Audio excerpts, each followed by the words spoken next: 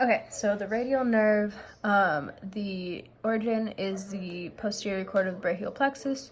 The cutaneous innervation is the posterior arm and the lateral aspect of the dorsum, as well as the dorsal aspect of the lateral 3.5 fingers.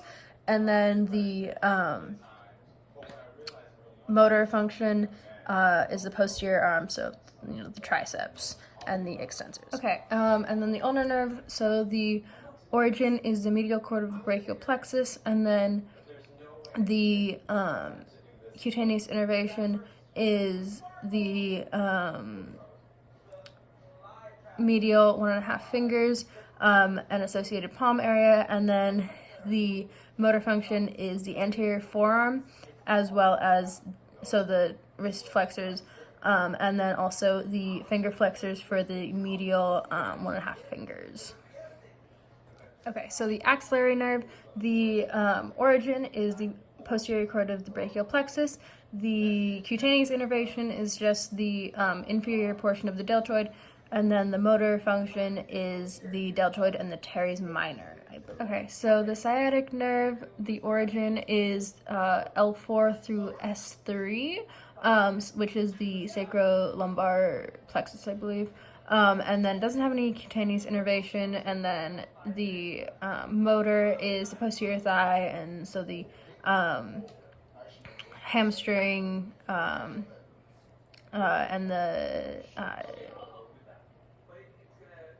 abductor magnus. Okay, so the femoral nerve, the origin is L2 through L4, and then the